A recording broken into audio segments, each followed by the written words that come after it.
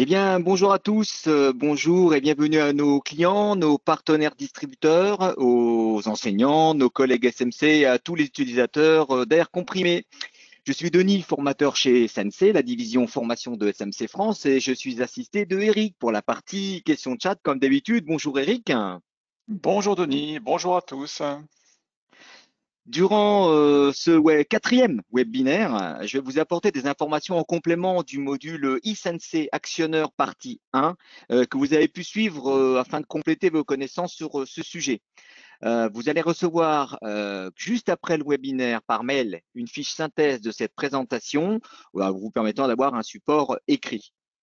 Le déroulement de ce module, pour ceux qui ont déjà suivi les autres, c'est comme d'habitude, prendra 1 heure. Il sera découpé en plusieurs chapitres qui sont composés de plusieurs parties. Un quiz, une partie approfondissement, des notions à retenir, un truc et astuce sur le sujet et une partie chat pour répondre à vos questions. Pendant cette présentation, vous pouvez intervenir à tout moment via l'onglet questions en dessous de la flèche rouge ici. Attention aussi à ne pas mettre l'application en plein écran lors des quiz afin de pouvoir répondre à ceci. Sinon, vous ne pourrez pas répondre. Le réglage se fait ici. Donc, accompagné de votre thé, votre café, moi c'est le café, hein, et puis un petit actionneur puisque c'est le sujet. C'est parti pour la grande aventure des actionneurs.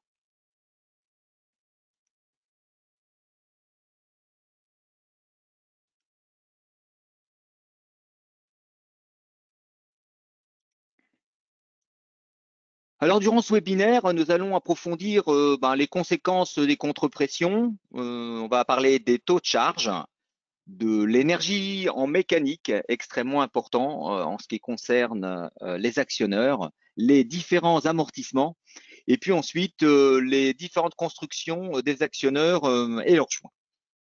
Voilà le programme.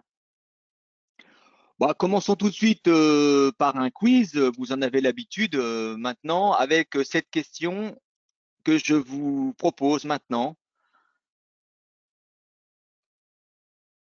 et que je vous une trentaine de secondes pour que vous puissiez répondre. Attention à ne pas être en plein écran, hein.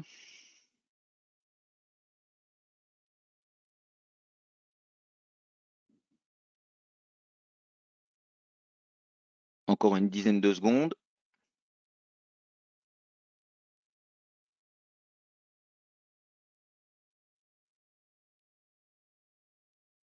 Top, c'est terminé.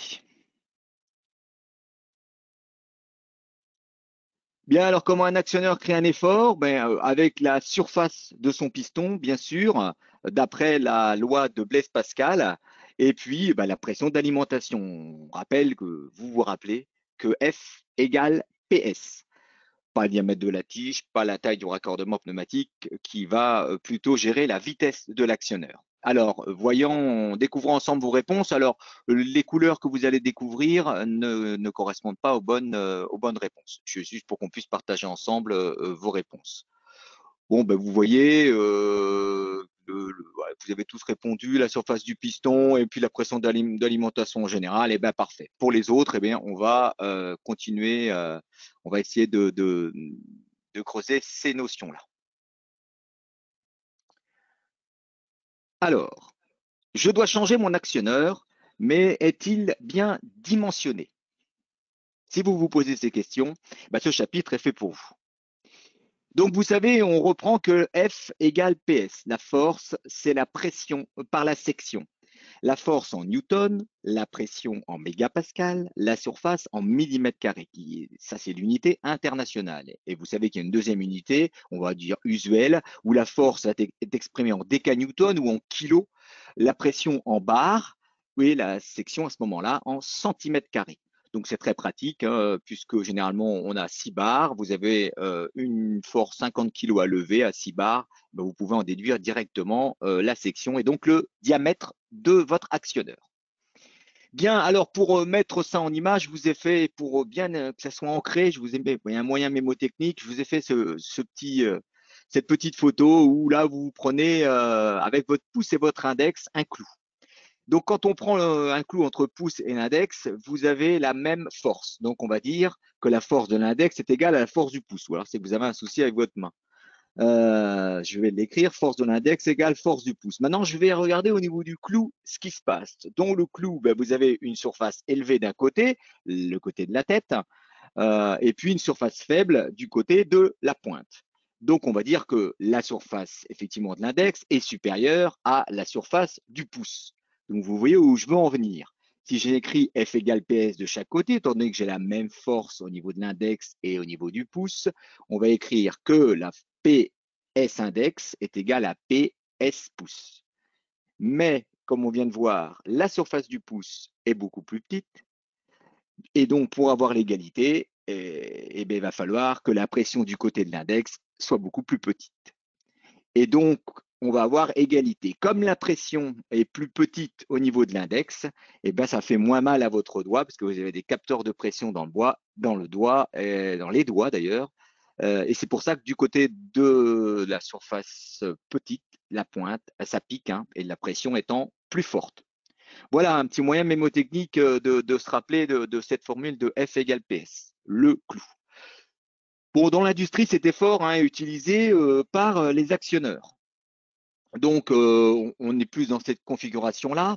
Donc, vous vous rappelez, vous avez vu ça dans les webinaires précédents et votre ISNC précédent, que la surface du côté tige est plus petite que la surface du côté fond. Donc, si j'écris F égale PS ici, F égale PS ici, je n'ai pas bien sûr la même égalité puisque de ce côté-là, la surface étant plus petite, l'effort sera plus petit. Donc, avec une même pression, si vous utilisez un actionneur en sortie de tige ou en rentrée de tige, l'effort ne sera pas le même dû à cet écart de surface.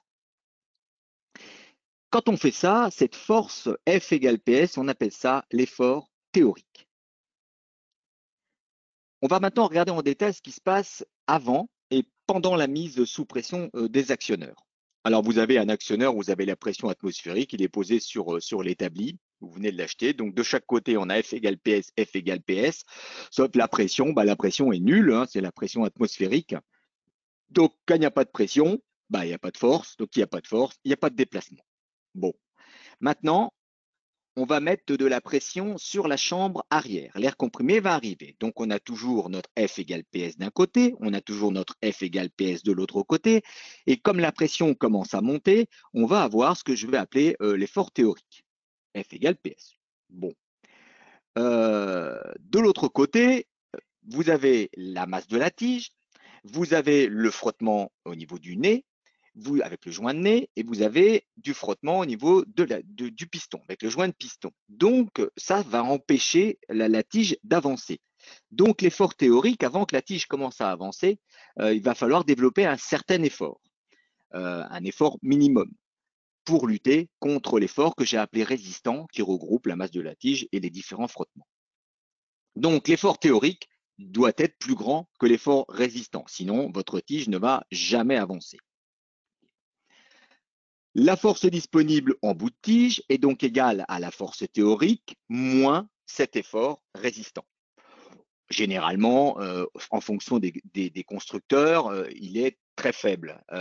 Donc, qui donne la force? C'est la pression, puisque la section, vous l'avez, c'est votre actionneur, il a une certaine section. Donc, vous allez avoir une pression qui va directement vous donner l'effort. Donc, on va avoir une pression minimum de fonctionnement pour pouvoir lutter contre cette forte résistance. Chez SMC, l'effort minimum de fonctionnement des actionneurs est de 0,05 mégapascal. À voir en fonction des différents constructeurs. Cette pression minimum de fonctionnement sur certains actionneurs particuliers peut être beaucoup plus faible. On appelle ça les actionneurs à faible frottement ou beaucoup plus importante en fonction de la construction interne du vérin. C'est vraiment propre à chaque constructeur. Donc, la force théorique, elle doit être supérieure à l'effort résistant. La pression monte et la tige tord. Et quand la tige sort, elle va être soumise à accélération, donc la vitesse va se mettre à monter, comme je vous le montre avec le petit triangle vert. Donc, au départ, la vitesse est nulle, et plus vous allez avancer, plus la vitesse va augmenter. Elle n'est pas constante, elle est uniformément accélérée. De l'autre côté, on a la pression atmosphérique. Bon, ça, c'est dès que votre machine est le premier coup sur votre machine. Une fois que votre actionneur est en fonctionnement, vous allez avoir de la pression de chaque côté du piston. C'est plutôt cette configuration-là. Donc, vous avez de l'air comprimé, toujours avec votre force théorique. Et puis, de l'autre côté, comme vous ne voulez pas que ça aille trop vite, vous allez mettre un limiteur de vitesse ou un limiteur de débit. Qu'est-ce que va faire le limiteur de débit? Eh bien, il va empêcher à l'air de sortir. Donc, l'air qui veut s'échapper va être restreint au travers d'un trou qui va être de plus en plus petit en fonction du réglage de votre limiteur de débit. Et comme on va empêcher l'air de s'échapper, le volume diminuant poussé par l'effort théorique, quand on a une diminution de volume, comme vous l'avez vu dans les modules précédents, diminution de volume, augmentation de la pression. Donc, on va créer ce qu'on appelle une force de contre-pression. Cette force de contre-pression va venir évidemment diminuer notre effort théorique. Donc, on pourrait dire que l'effort disponible en bout de tige, il est égal à la force théorique moins l'effort de contre-pression. Donc, on a à la fois cette force théorique, elle est diminuée des frottements, on l'a vu tout à l'heure, l'effort résistant minimum, et ensuite de cet effort de contre-pression qui est nettement plus important. Et cet effort de contre-pression, il est d'autant plus important que vous avez une vitesse lente. Donc, si vous avez votre limiteur de débit, que vous le fermez, plus vous allez le fermer, un nombre de tours important, plus votre force de contre-pression va monter et plus votre force théorique, bien sûr, va être diminuée. Jusqu'où? Jusqu'à ce que vous ayez équilibre entre les deux efforts. Et quand les forces de contre-pression est égale à la force théorique, eh bien, vous avez un arrêt. Donc, on peut très bien arrêter un actionneur, vous l'avez peut-être déjà fait, en plein milieu, par exemple, ou en cours de déplacement, si vous fermez le limiteur de débit complètement. Donc, on va voir comment on peut alors utiliser cet effort disponible pour déplacer une charge. Donc, pour ça, je vous ai pris un exemple. Donc, imaginons que vous ayez une palette avec 8000 newtons à soulever. Donc, on va prendre en vitesse lente, bien sûr, parce que c'est pour ne pas faire partir les sacs. Donc, on va mettre notre actionneur, toujours avec sa force de contre-pression, sa force théorique dessus. Donc, la force disponible, elle est toujours égale à la force théorique moins l'effort de contre-pression. Donc, notre effort disponible, il doit être plus grand que 8000 newtons. Pour pouvoir soulever ma charge, s'il est égal, on ne va pas pouvoir déplacer. Donc, on va être supérieur à 8000 newtons. Et donc, on sait qu'elle est égale à la force théorique moins la force de contre-pression. Donc, si on va en vitesse lente, la force de contre-pression n'étant pas négligeable, la force théorique doit être supérieure et nettement aux 8000 newtons dont on a besoin. Alors, on peut se dire, OK, elle doit être super, mais de combien? Effectivement, on va mettre un coefficient. Et ce coefficient, ce n'est pas au pif, c'est ce qu'on va appeler un coefficient de taux de charge. Le taux de charge, les constructeurs vont vous le donner en fonction de comment est monté le vérin, s'il est vertical, s'il est horizontal, généralement avec un coefficient de 50% ou de 0,5 quand c'est en vertical, et sur des applications horizontales, généralement de 70%. Donc, on va appliquer un coefficient de 0,7. Donc, ça veut dire quoi si on applique ça à notre exemple, j'ai ma force disponible, c'est donc la force théorique divisée par mon taux de charge avec un 0, quelque chose. Comme on est en application verticale, on va prendre 50%. Donc, la force disponible va être de 8000 divisé par 0,5, ça va faire 16 000 newtons. C'est-à-dire que mon actionneur que je vais choisir va devoir pousser 16 000 newtons pour pouvoir soulever cette charge de 8000 newtons à vitesse lente. Vous voyez donc un vérin, si je m'étais contenté de faire mon F égale PS et la force théorique, mon actionneur n'aurait jamais pu soulever cette charge-là. Donc 50 à retenir 50, 70. Alors, ça peut être 50, 51, ça peut être 70. Et les constructeurs, différents constructeurs, en fonction des applications, vont vous donner des coefficients. Bon, en général, retenez ces deux chiffres-là. On n'utilisera jamais un vérin à 100%. Puisque vous avez déjà vu que pour que la tige avance, il faut qu'elle lutte contre les frottements internes. D'accord ? Un point particulier sur les vérins à simple effet que je vous montre ici. Donc, simple effet, je vous rappelle qu'il y a un ressort à l'intérieur. Donc, on n'a pas de force de contre-pression puisqu'on a un ressort. C'est lui qui va nous servir, qui va nous faire l'effet de la contre-pression. Et contrairement à une contre-pression où quand vous allez régler votre limiteur de DI, il ne va pas bouger, et ben un effort, lui, le ressort, lui, plus il va être comprimé, plus son effort va monter. Vous allez trouver ça généralement dans les documentations constructeurs où vous avez l'effort du ressort qui est indiqué en newton en fonction du diamètre et de la course. Plus effectivement le vérin va être long, plus l'effort du ressort va être important. Donc, par exemple, sur un diamètre, si je prends un diamètre 25, on va dire F égale PS, comme tout à l'heure, je vais prendre une pression de 0,5 mégapascal, une section en millimètres carrés de 491 mm pour un diamètre 25, vous me faites confiance, j'ai calculé pour vous, et donc ça va me donner une force de 246 newtons. Donc cet effort, ce vérin, simple effet, avec un diamètre 25, si je fais mon F égale PS, effort théorique, développe 246 newtons. Donc, vous voyez tout de suite où je veux en venir, étant donné que une force de ressort, mon effort disponible, évidemment, ne va pas être de 246 newtons. Je vais prendre un exemple. J'ai besoin, par exemple, de brider une pièce à 203 newtons. Donc, au départ, j'ai mon actionneur avec une course de 150 mm là-haut que je viens d'entourer sur le tableau. Et donc, je vous le dessine ici, qui est donc alimenté à 0,5 mégapascal. La force disponible, c'est la force théorique moins l'effort de mon ressort. Donc, ce qui donne, on voit qu'un ressort détendu pour une course de 150 avec un diamètre 25 est de 15,7 newtons. Donc, ma force disponible, c'est 246 newtons en effort théorique, moins les 15,7 newtons d'effort de ressort, ce qui me donne 230,3 newtons de disponible. Ça tombe bien, mon effort de bridage est de 203 newtons. Donc, c'est parfait. On peut se dire, j'ai parfaitement dimensionné mon actionneur, c'est super. Donc, je vous prends un exemple. Je vous ai mis une pièce comme ça, avec l'effort de bridage à 203 newtons, et mon actionneur vient brider cette pièce-là. Sauf qu'au moment où on va commencer à déplacer mon actionneur, mon effort du ressort, comme je vous l'ai dit plus haut, vous voyez le petit triangle vert, mon effort va monter. Et comme mon effort va monter, on va avoir quelques surprises. Mon effort va monter, je vous ai pris 43 newtons par exemple. Donc 246 moins les 43 newtons de mon effort de ressort, ça devient non négligeable, on est à 203 newtons. Donc on est pile à l'effort de serrage, on a de la chance. Je continue à mes 203 newtons, mais cette fois, j'ai réduit ma pièce. Donc mon actionneur doit aller beaucoup plus loin. Et quand je vais beaucoup plus loin, mon effort de ressort va être beaucoup plus important. On va dire qu'il est maximum. Et dans mon tableau, il est de 47,1 newtons quand il est complètement comprimé. Ma force disponible sera de 246 moins 47,1 et cette fois de 198,9 newtons. Donc, je serai incapable de serrer ma pièce à 203 newtons. Donc, vous voyez que ça peut être piégeant sur les vérins simples effets. Donc, attention, là aussi, pour éviter ça, je vous conseille très fortement d'appliquer un taux de charge comme on a vu tout à l'heure. Des vérins particuliers où la surface est identique en entrée de tige ou en sortie de tige, donc l'effort de sortie est égal à l'effort d'entrée de tige. C'est le cas de ce vérin qu'on appelle vérin à tige traversante.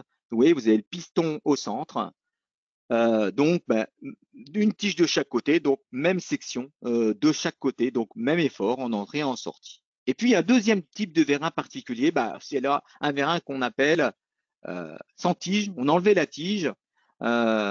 Oui, donc là, on a un piston de chaque côté avec la même section. Donc là, le même effort en sortie ou en entrée. Donc, ce qu'il faut retenir de ce qu'on vient de voir, c'est qu'il faut bien distinguer l'effort théorique et l'effort réel. Il faut bien tenir compte des contre-efforts. Donc, pour ça, on va appliquer un taux de charge entre 50 et 70%. Et on prend bien sûr en compte l'effort du ressort sur un actionneur simple effet, soit en regardant dans la documentation l'effort, soit en appliquant directement un taux de charge qui, lui, va prendre en compte cet effort de ressort.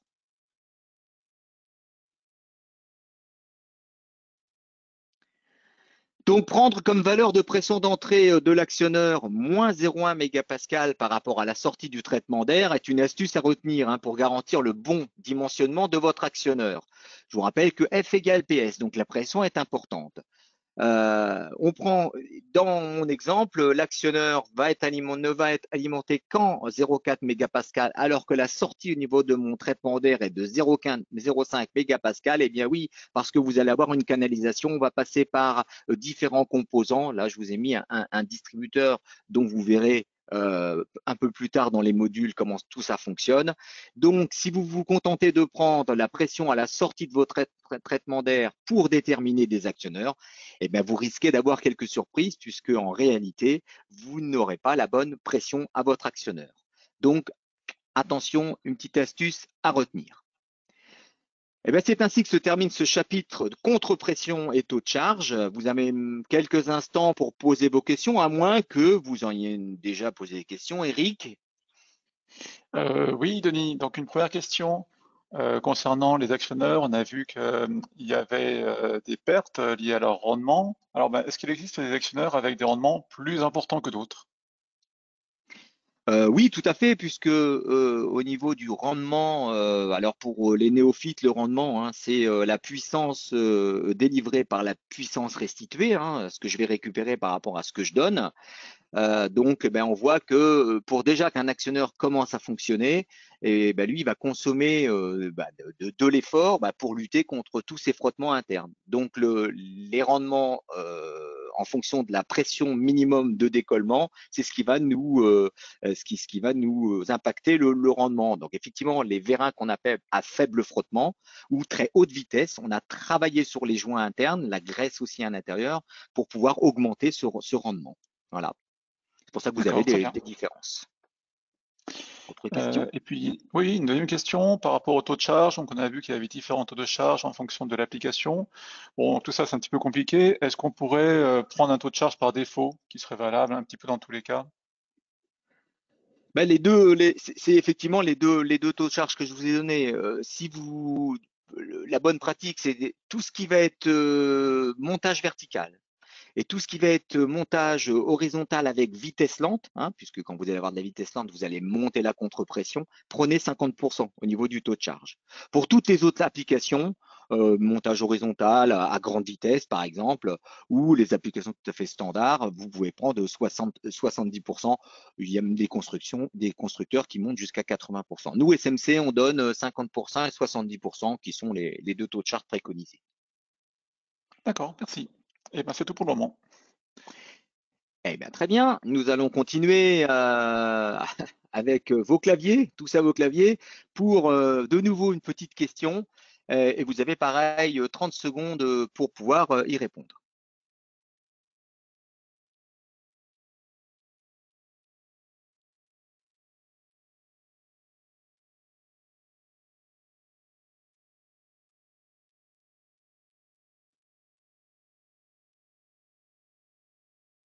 Encore 10 secondes.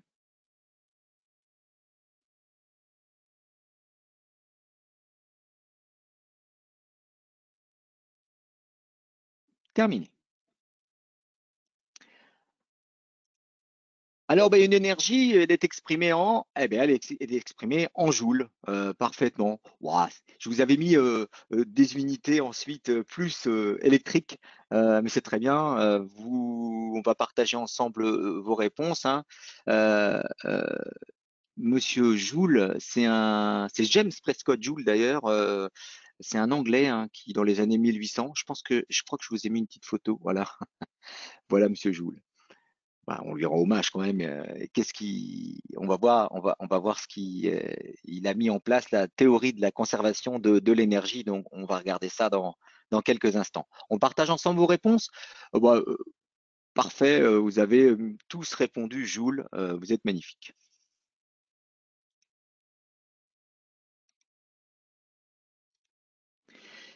Vos actionneurs se fatiguent rapidement ou vous changez les joints ou la totalité de l'actionneur régulièrement.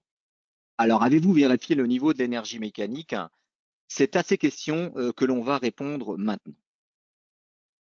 Alors, L'énergie en mécanique, on va dire qu'il se conserve, hein, et il se conserve par transfert d'énergie et il est exprimé en joules, comme vous l'avez parfaitement bien répondu.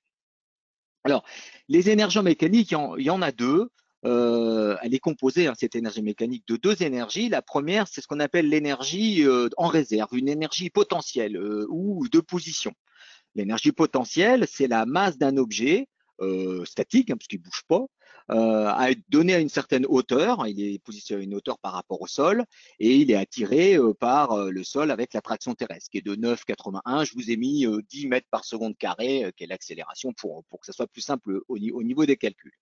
Donc l'énergie potentielle, on va dire que elle est exprimée entre la masse multipliée par la hauteur du sol, multipliée par l'attraction terrestre.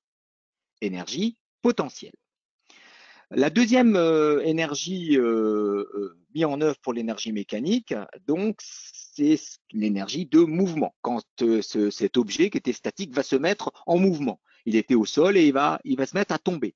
Donc à ce moment-là, c'est l'énergie de mouvement, on l'appelle énergie de mouvement ou de l'énergie cinétique. Bon, vous entendrez plus ce terme de cinétique au niveau de la mécanique. Donc elle met en œuvre cette fois la masse d'un objet et avec sa vitesse. Avec donc c'est la moitié, donc c'est un demi de la masse multiplié par la vitesse ou la vitesse au carré. Je vous mets les unités de tout ça. La masse, c'est toujours en kilos. Les hauteurs sont toujours en mètres. L'accélération terrestre, c'est du mètre par seconde carré. Évidemment, pour être cohérent, la vitesse, toujours en mètres par seconde. Et donc, l'énergie mécanique, c'est l'énergie potentielle plus l'énergie de mouvement. Et cette énergie mécanique, elle n'augmente pas, hein, elle se conserve par transfert. C'est toujours le même chiffre, on dit que c'est une constante, hein. Donc, quand vous avez un chiffre, d'abord, il est en énergie potentielle et ensuite, il va se transformer en énergie cinétique. Il va y avoir un transfert de l'énergie. Donc, je voulais imager comme ça. Au départ, vous avez un objet qui est à une certaine hauteur et à X mètres. Donc, vous avez en rouge l'énergie potentielle qui est maximum. Et au moment où l'objet va descendre, l'énergie potentielle va diminuer et va se transformer, va se transférer en énergie cinétique. Et à arriver au sol, à quelques microns du sol, vous avez une énergie cinétique maximum. C'est ce qu'on appelle, et c'est ça que M. Joule a mis en œuvre, la conservation de l'énergie mécanique.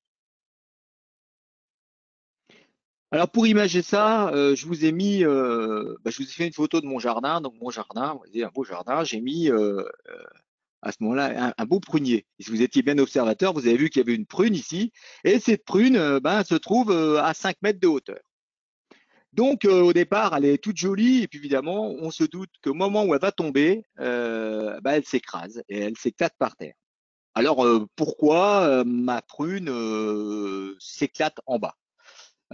Pourquoi elle reste pas entière? Bon, ben, on va voir tout ça avec les énergies justement mises en œuvre. Donc, je reprends ma prune qui fait 100 grammes ou 0,1 kg. Et donc là, on va calculer son énergie potentielle, puisqu'elle est à l'arrêt. On a dit que c'était la masse par l'attraction terrestre par la hauteur, donc 0,1 la masse, kilo, fois 10 l'attraction terrestre, 9,81 normalement, j'ai mis 10, multiplié par 5 mètres, ce qui nous donne 5 joules.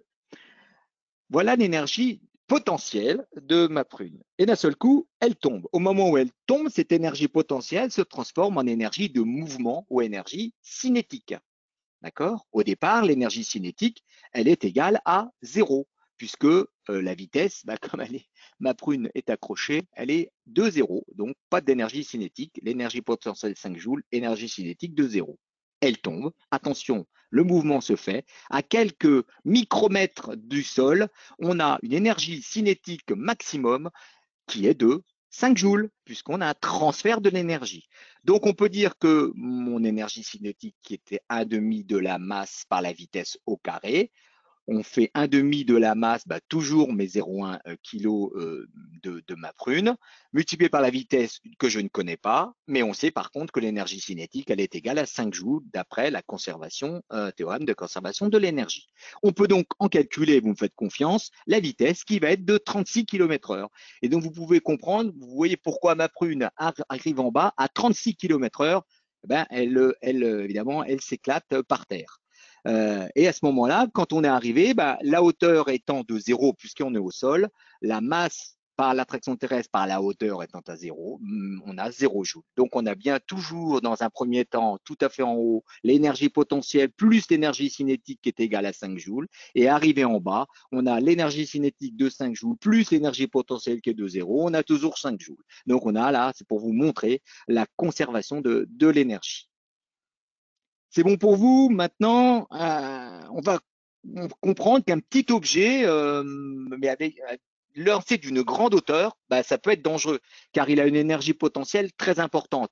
Je vous prends un exemple, vous allez à Paris, c'est le moment hein, pour aller visiter les monuments, il y a peu de monde, vous avez un bel appareil photo d'1 kilo, vous êtes en haut de la tour Montparnasse, et votre appareil photo, vous l'échappez malheureusement, et il tombe de la tour Montparnasse, qui est à 210 mètres.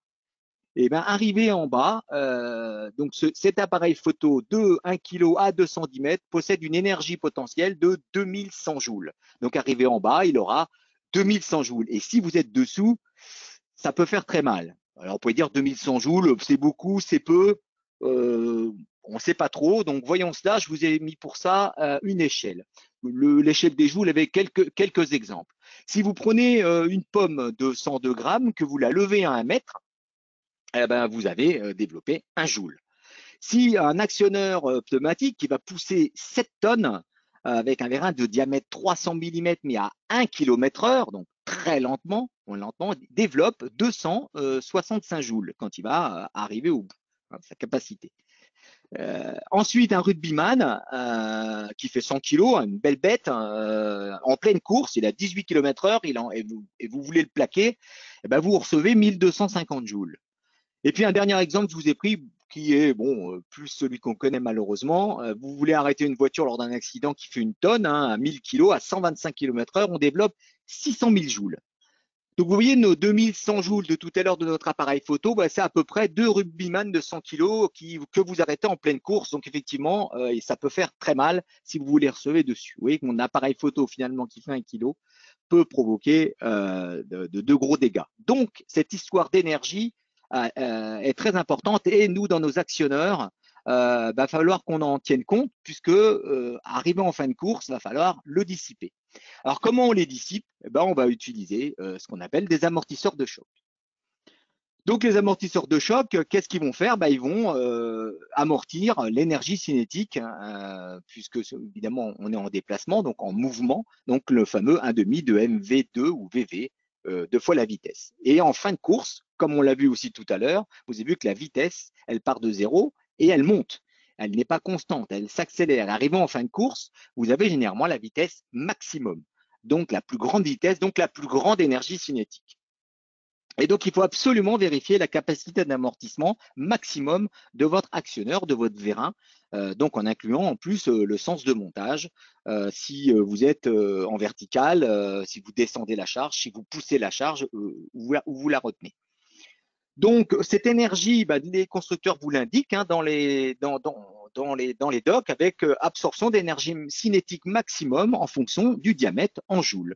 Donc, soit ils vous l'indiquent avec ce tableau ici, soit ils vous l'indiquent directement dans des abacs. Je vous ai pris un exemple, par exemple un diamètre 50 en fonction de la série de votre vérin, qui se déplace à une vitesse maximum en fin de course à 300 mm par seconde, il va être tout à fait capable d'arrêter à peu près une charge qui fait 100 kg.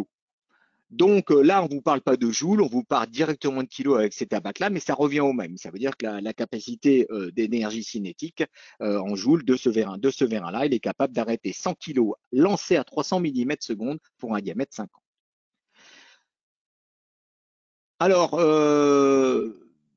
comme vous l'avez déjà vu dans l'e-learning, plusieurs types d'amortissement existent. Hein.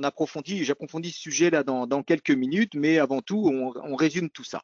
Donc, ce qu'il faut retenir de ce qu'on vient de voir, c'est l'énergie mécanique est composée de l'énergie potentielle plus de l'énergie cinétique, et d'après le théorème de la conservation des énergies, il y a transfert de l'un sur l'autre. Elles sont toujours exprimées les énergies en joules. Hein. Il y en a plusieurs, des énergies thermiques ou autres.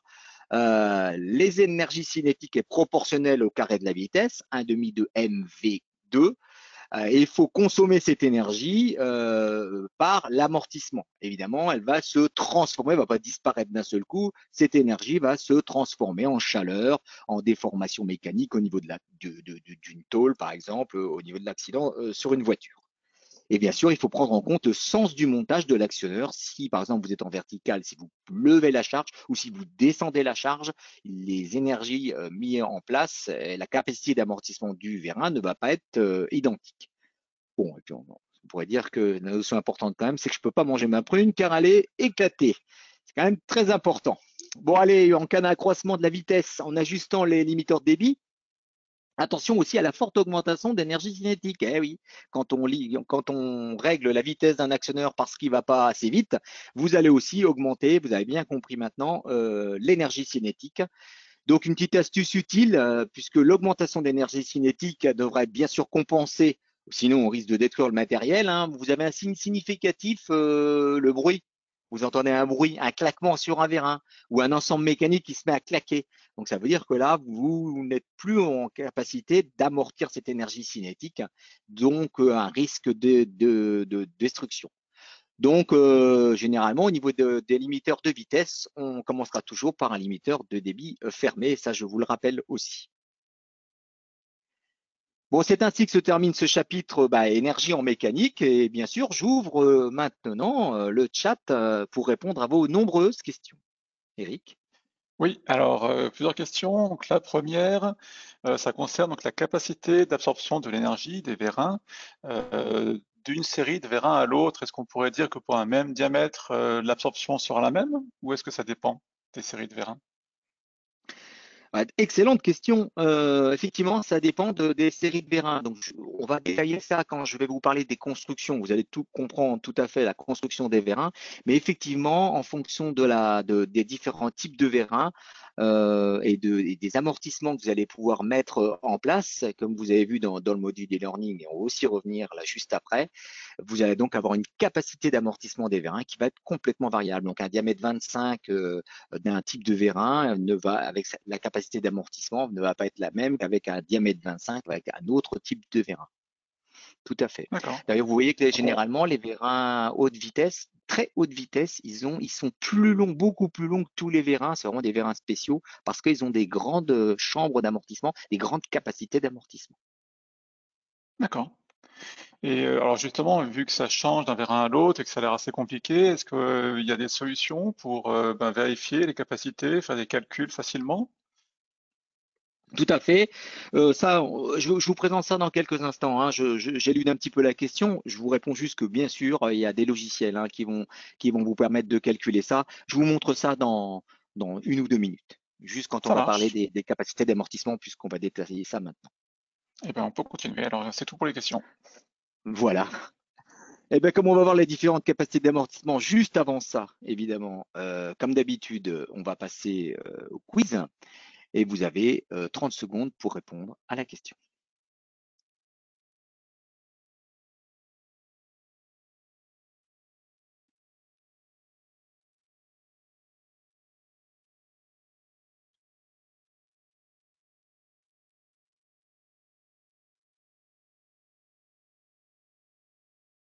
« 10 secondes.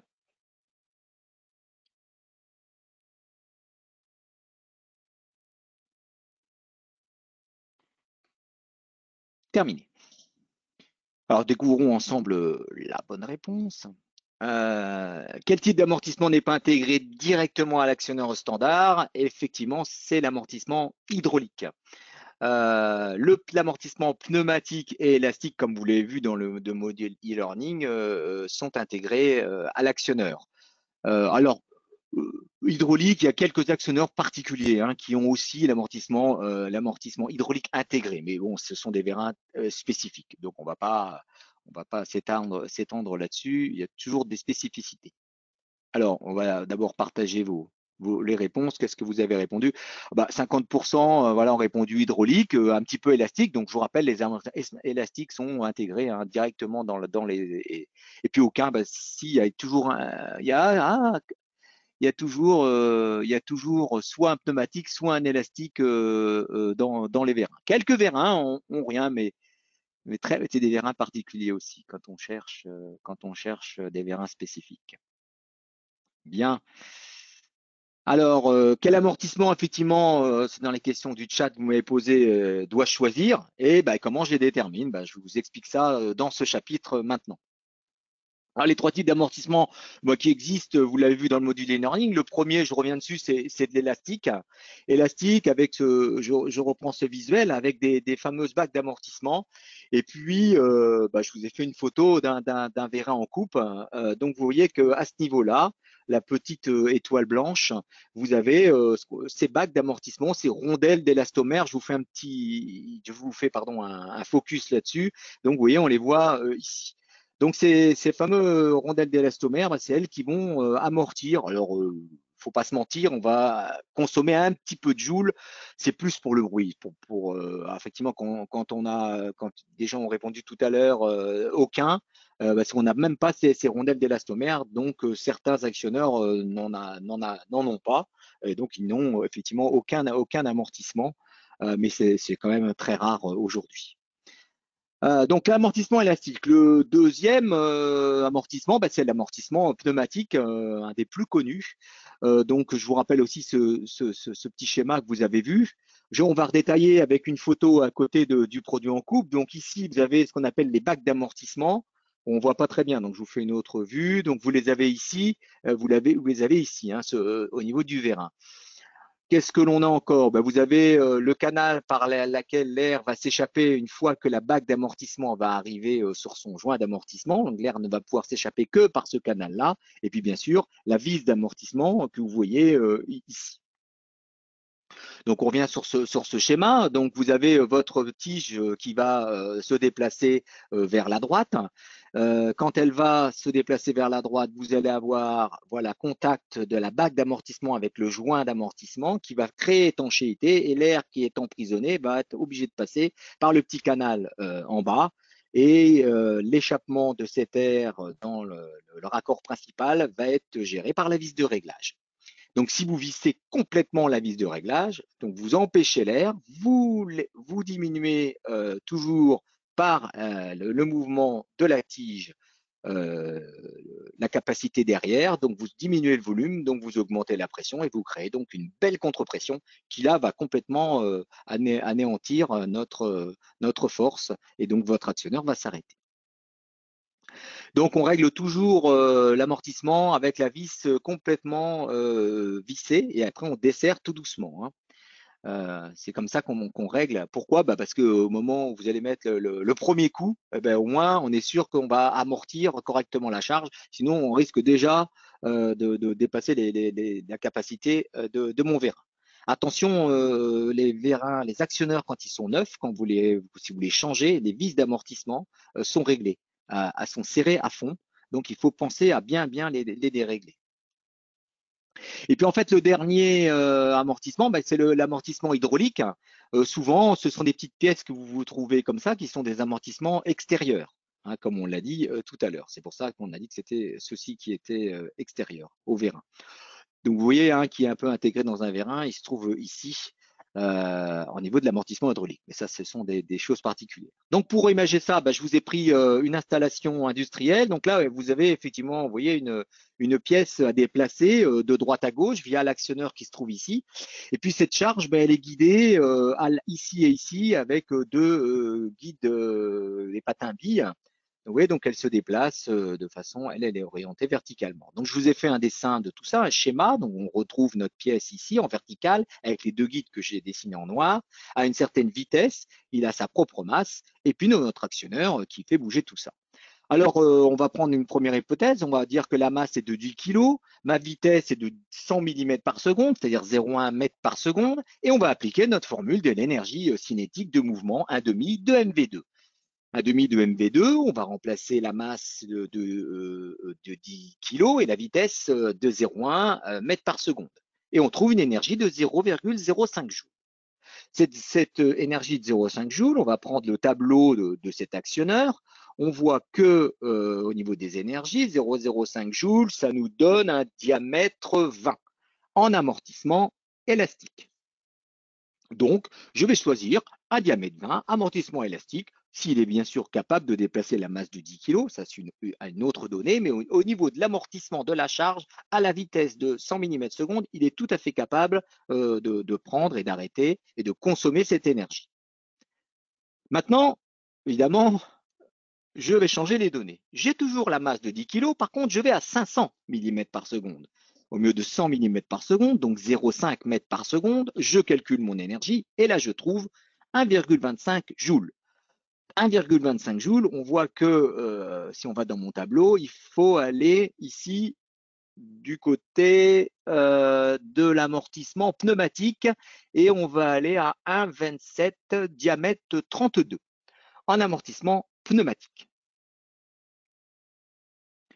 Donc, conclusion, si je ne fais pas attention et si je ne calcule pas mon énergie, je vais choisir un diamètre 20 qui va être incapable d'arrêter ma charge. Ou alors, je dis, bon, je vais amortir ma charge, je vais donc prendre un diamètre 32 pour arrêter ma charge. Donc, soit oui, vous restez avec un vérin plus petit, soit vous choisissez un vérin plus gros avec un amortissement pneumatique intégré, soit vous prenez un diamètre plus petit avec un amortissement extérieur pour des raisons diverses. Et c'est le choix qu'a fait le constructeur de l'exemple que je viens de vous montrer, puisque vous avez été bien observateur, vous avez vu que ici et ici, il y a bien des amortissements hydrauliques. Donc, le constructeur a calculé que les capacités d'amortissement de ce vérin-là n'étaient pas suffisantes pour arrêter la charge ou qu'il fallait mettre un actionneur beaucoup plus important et mécaniquement, il n'avait pas la place. Donc voilà, vous voyez que c'est simple finalement, il suffit de regarder dans un tableau. Donc, les gens me diront oui, pas si simple que ça, il faut trouver les documentations. Donc, vous avez un logiciel. Nous, SMC, on met à disposition ce qu'on appelle le logiciel SMC Modèle Sélection qui vous permet de calculer automatiquement ceci. Vous allez rentrer toutes les données et on va d'ailleurs, il va vous déterminer le débit qu'a besoin, le temps de déplacement, la course, etc. Et surtout la capacité d'amortissement. Et vous voyez par exemple dans cet exemple qu'on est hors plage admissible, hors amortissement pneumatique. Vous voyez au-dessus, l'amortissement d'énergie admissible, c'est 0,64 joules et on est à 0,72 joules dans l'application. Donc, on est hors plage. Comme on est hors plage, pas d'affolement. Ça veut dire que vous avez ici dans le logiciel un bouton qu'on appelle amortisseur de choc. Vous cliquez dessus et directement, il vous ouvre et vous détermine l'amortisseur de choc extérieur que vous pouvez utiliser. Donc, vous pouvez en mettre un, vous pouvez en mettre deux, différentes tailles et donc en fonction de la cadence, surtout le nombre de cycles de fonctionnement, vous allez pouvoir affiner et trouver le bon amortisseur de choc établi. Donc, vous voyez, il vous calcule tout. C'est un logiciel qui est gratuit, qui est téléchargeable sur notre site SMC France. Donc, on fait une petite synthèse de tout ça. Au niveau des amortissements, on retient bien que vous n'avez pas d'amortissement, on n'amortit aucun joule. Vous avez un amortissement élastique, vous commencez à prendre quelques joules. L'amortissement pneumatique, on prend beaucoup plus de joules. Et enfin, l'amortissement hydraulique extérieur, vous avez l'amortissement maximum, c'est lui qui va prendre le plus de joules. D'accord. Alors, certains actionneurs, comme on l'a dit tout à l'heure, je vous ai mis dans la réponse, est-ce que tous les actionneurs avec le même DNX ont la même capacité d'amortissement? Non, en fonction des types d'actionneurs. Je vais vous en montrer un, puisque dû à leur construction, ils ne sont pas capables d'encaisser beaucoup d'énergie. Et à tel point qu'il va falloir la limiter, cette énergie. Donc, comment font-ils? Ils ont une petite astuce, ils vont calibrer la vitesse maximum. Et là, je vous montre l'astuce qu'ils ont fait. Attention, c'est un secret de construction. Vous connaissiez peut-être. Donc, ce type de vérin qu'on appelle des vérins compacts. Donc, vous voyez que le fond avant, ici, cette pièce-là, il est maintenu par la pièce noire, le fameux que vous mets ici, qu'on appelle un circlips. Donc celui-là, il est tenu vous voyez, dans une petite gorge. Donc si le piston arrière arrive à pleine vitesse dessus, si on ne limite pas la vitesse, ce qui peut se passer, c'est que la pièce noire, on va sortir la pièce de son logement et le piston va continuer tout droit jusqu'au fond d'atelier. Donc ça peut être dangereux. Donc pour ça, les constructeurs, ils ont donc limité la vitesse. Et pour limiter la vitesse, comme vous l'avez vu dans le module e-learning précédent, il y a deux choses pour avoir un débit. Il faut une différence de pression à travers une section. Eh ben, nous, on a diminué la section. Et regardez, si je vous grossis ici, vous voyez qu'au fond de l'alimentation, on a percé un tout petit trou. On a calibré le trou d'alimentation de la chambre qui donc limite la vitesse. Donc, bien sûr, on ne va pas repercer ce trou pour aller plus vite. On a eu quelques cas. Et donc, au risque effectivement d'augmenter la vitesse, d'augmenter l'énergie cinétique. Je vous rappelle que c'est les vitesses au carré, un demi de MV2, et donc au risque de faire partir cette pièce avant. Donc, on ne joue pas à ça. Alors, certains actionneurs, comme ce vérin compact, on a développé, alors là je vous pense, c'est une spécificité à SMC, mais je vous en parle parce que c'est un brevet qui est mis dessus. On a développé un vérin compact à amortissement pneumatique. Alors c'est antinomique puisqu'on a vu que les amortissements pneumatiques, il faut une chambre d'amortissement, une bague d'amortissement. Et nous, ce qu'on cherche, c'est la compacité. Et bien justement, on a une petite astuce, c'est pareil, suivez-moi, je vous montre. Donc là, le vérin, vous voyez la belle photo, et puis on s'aperçoit qu'il y a 4 trous. Il y en a 2 pour les alimentations et 2 pour régler avec des vis d'amortissement pneumatique.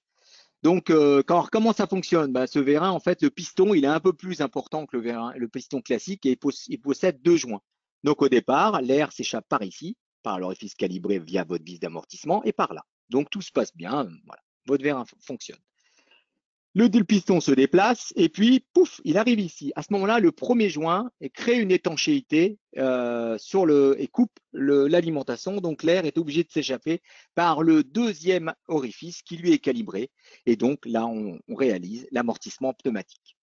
Donc, vous voyez, c'est une petite astuce. Rien donc il a fallu percer 2 trous et mettre 2 joints sur ce piston. Bon, pour les mécaniciens aguerris, peut-être d'entre vous, vous voyez que le joint il passe à travers un trou, donc il ne faut pas qu'il soit abîmé au niveau du passage. Donc il y a un petit usinage à prévoir là-dessus. Voilà, allez, c'est le moment de résumer. Euh, les notions importantes, ce qu'il faut retenir de ce qu'on vient de voir, c'est le choix de l'amortissement, il est en fonction du nombre de joules à compenser. Vous l'avez bien compris, donc en fonction de la vitesse. Donc attention au réglage des vitesses des actionneurs. Le plus compensateur, celui qui prend le plus de joules, c'est l'amortisseur de choc hydraulique. Sur certains actionneurs, on a calibré le trou pour limiter la vitesse. Donc c'est le cas des vérins qu'on appelle compacts. Et le réglage de l'amortissement pneumatique, on le fait toujours en partant vis complètement serrée. Donc, et quand on reçoit un vérin tout neuf, amortissement pneumatique, justement, on a un amortissement avec les vis serrées. Donc, ça tombe bien. Un pour bien régler l'amortissement pneumatique avant de régler les détecteurs de fin de course. Ça semble bien évident tout ça. On règle l'amortissement, ensuite on règle les détecteurs de fin de course. Détecteur de fin de course, on y reviendra dans un module, le module suivant, c'est ce qui permet à l'automatisme de savoir que vous êtes bien arrivé. C'est des espèces de petits carrés que vous avez à l'extérieur des actionneurs. C'est une bonne astuce pour ne pas perdre de temps au niveau du réglage, tout simplement. Un amortissement mal réglé, pneumatique, ça risque d'arrêter le piston avant la fin de la course. Donc, on provoque donc la non-détection par le capteur. Donc, un arrêt machine. Ou alors, comme l'air est compressible, des fois, il va détecter, des fois, il ne va pas détecter. Donc, vous avez une panne aléatoire. Et là, c'est une horreur au niveau du service maintenance à trouver. Donc, attention à ça. Prenez cette astuce pour vous. Bien, c'est ainsi que se termine ce chapitre amortissement. Alors là, je pense qu'il y a de nombreuses questions. Eric? Eh bien oui, tout à fait. Une première question qui concerne, donc on a vu que le réglage de l'amortissement pneumatique est très important, mais dans le temps, comment ça évolue? Est-ce qu'il faut y retoucher ou est-ce que c'est réglé une fois pour toutes? Alors, il peut y avoir bien sûr, il faut y retoucher de temps en temps parce qu'il peut y avoir des vibrations qui vont dévisser la vis d'amortissement. Ça peut être la première cause, bien que normalement c'est assez serré. Bon.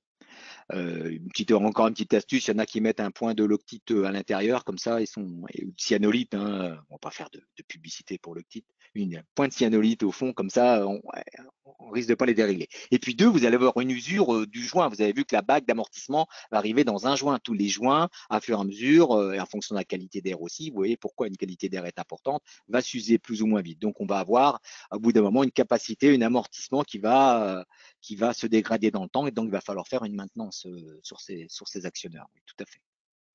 D'accord. Voilà, Eric. Et puis, ouais, une autre question concernant, donc tu nous as parlé de vérins qui n'auraient pas d'amortissement du tout. Est-ce qu'il y a un exemple d'application dans lequel c'est recommandé, ce genre de vérin?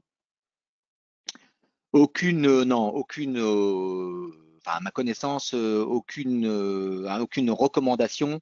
euh, Aucune recommandation. Vous allez trouver, il y a certains actionneurs qui n'en ont pas. Je vais vous parler d'un vérin très particulier qui a des vérins sans joint, un vérin inox sur inox pour faire de la très grande vitesse. Donc là, on a besoin de vitesse et donc on ne va pas avoir d'amortissement à l'intérieur élastique. Oh, il n'y a aucun amortissement. Donc on va leur faire un amortissement extérieur puisqu'on veut aller très très très très vite. Ou alors, on va aussi très très doucement d'ailleurs. Quand je vous dis ça, c'est on va faire du 1 millimètre en 1 minute. Oui, ou alors en très haute vitesse, on va faire du 3 mètres en 1 seconde. Donc 3 mètres seconde. Donc des vérins très particuliers, c'est pour ça que je vous en là, donc que je vous en ai pas. Voilà, on va dire que c'est toujours avec amortissement. Et même aujourd'hui, les vérins à amortissement pneumatique sont doublés avec une rondelle d'élastomère. Donc on a et l'amortissement élastique et l'amortissement pneumatique dans un seul, dans le même actionneur. C'est vraiment la grosse tendance aujourd'hui.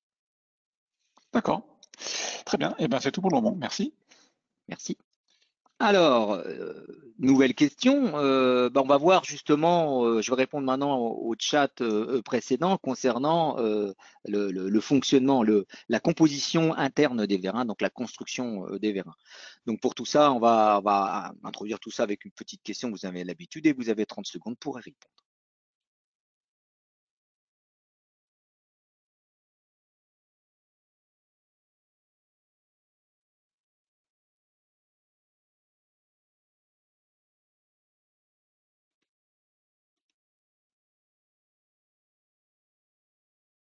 Encore 10 secondes?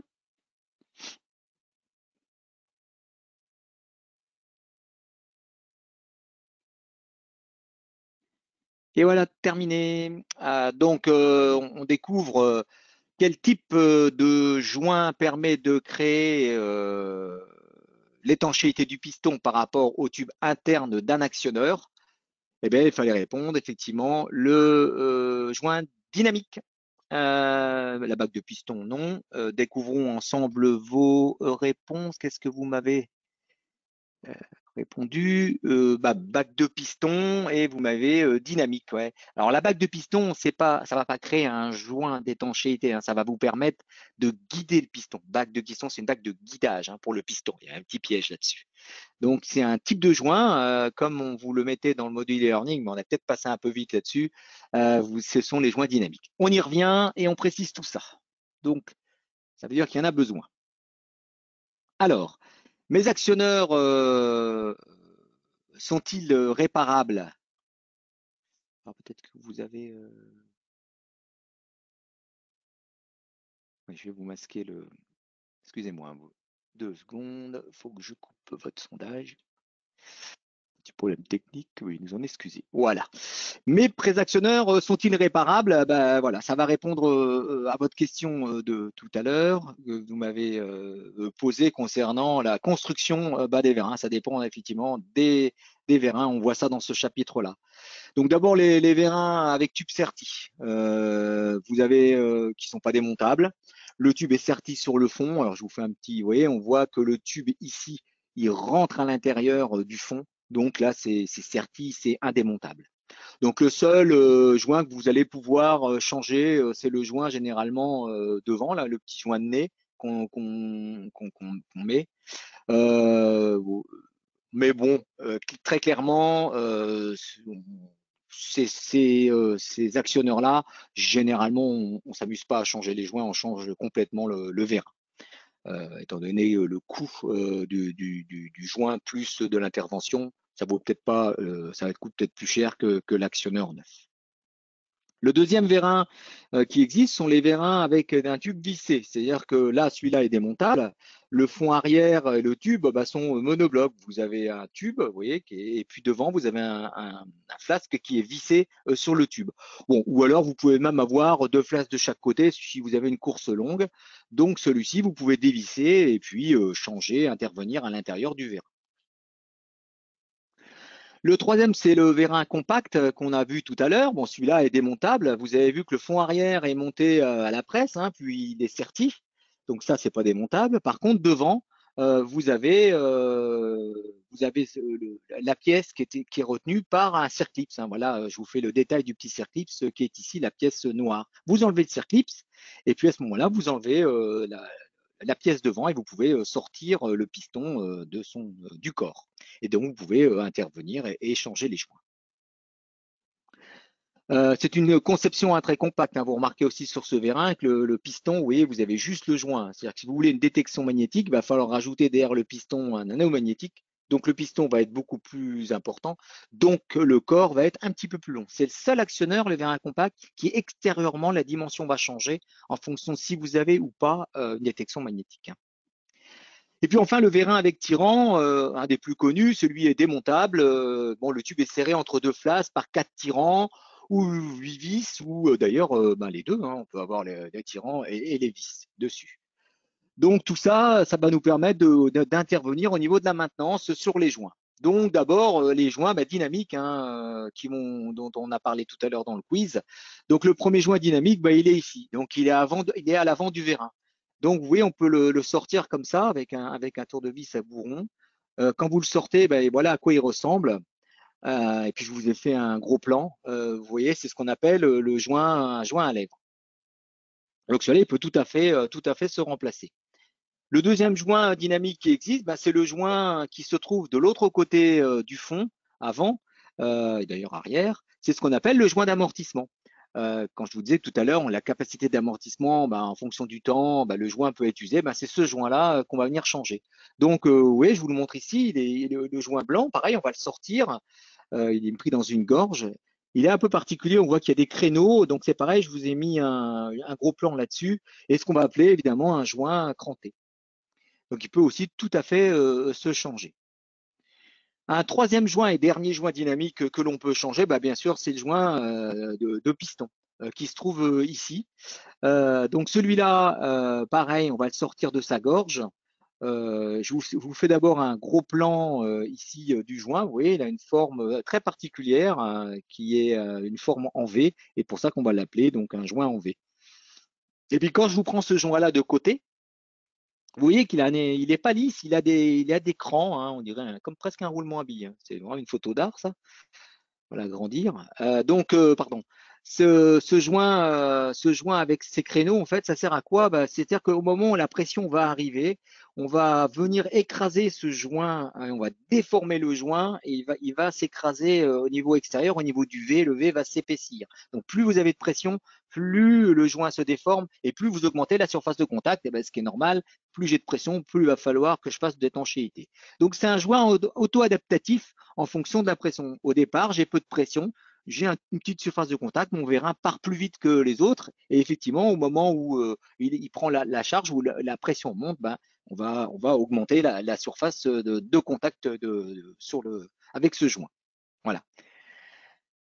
Bien, un point là-dessus au niveau maintenant du joint statique. Donc le joint statique, c'est celui qui entre deux pièces qui ne bougent pas. Un des seuls que vous avez et qu'on peut changer, c'est celui qui va être entre le tube et le fond. Vous le voyez ici, un joint tout à fait classique, hein, qui est tout rond, et on appelle ça un joint torique parce qu'il est en forme de tor. Il est tout rond dessus, vraiment classique. Voilà, voilà les joints que vous allez pouvoir changer au niveau de l'actionneur et qui vont se trouver généralement dans un kit de joints. Maintenant, tout dépend de la taille de l'actionneur. Il faut qu'effectivement l'intervention soit pérenne. Donc, ce qu'il faut retenir, c'est qu'il y a différentes constructions au niveau des actionneurs, des fonds sertis, vissés, assemblés. C'est possible de changer les joints avec le kit de joints. Il y a plusieurs joints à l'intérieur de ce kit, des joints statiques, des joints dynamiques, avec différents profils. Donc, il y a des sens, il y a des types de joints. Il ne faut pas se tromper quand on va changer. Et quelque chose de très important dont je n'ai pas parlé, et je vous parle maintenant, c'est le graissage et le type de graisse, hein, que vous allez mettre dessus qui est bien respecté, les graisses qui sont préconisées par les constructeurs. Donc, lors du montage de la tige dans le corps, faire des allers-retours manuellement de la tige et enlever l'excès de graisse, c'est un truc, notre monteur de vérin, à retenir. qui a quelques années d'expérience, afin de garantir la durée de vie de l'intervention et surtout la qualité de la graisse que vous allez mettre. Donc c'est ainsi que se termine ce chapitre construction. Quelques instants pour poser le dernier chat, Eric. Oui, une question concernant le changement des joints. Comment savoir que les joints sont usés et que je dois les remplacer, par exemple? Parce que effectivement, vous allez avoir à l'intérieur, au moment où vous allez mettre de l'air dans la chambre avant, vous allez avoir directement une fuite sur l'échappement de la chambre avant sur la chambre arrière, ou une perte de puissance de votre actionneur qui va plus pouvoir pousser la charge. Parce que comme vous avez une fuite de pression, vous n'arrivez pas à mettre la pression dans la chambre arrière, par exemple d'un vérin. Ou alors à l'échappement, vous avez un échappement inhabituel au niveau de la sortie d'air. Donc ça veut dire que les joints inter sont à changer. Et puis effectivement, les joints d'amortissement, vous allez avoir votre vérin qui se met à claquer malgré que vous ayez éventuellement même pratiquement serré à fond les amortissements pneumatiques. Et puis un dernier au niveau du joint de nez, si vous avez de l'air ou une trace noire qui sort du joint de tige, là c'est un signe que vos joints sont à changer. D'accord, très bien. Eh bien, c'est tout. Merci. Ça marche.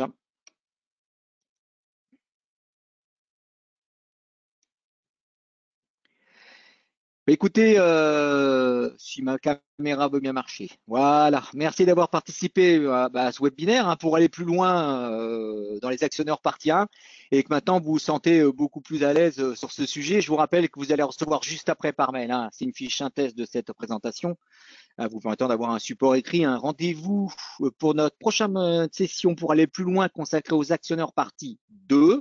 Le 10 septembre, ouais, on fait une grande pause, c'est les vacances à 11 h. Attention, nouvel horaire. Pensez bien à vous inscrire.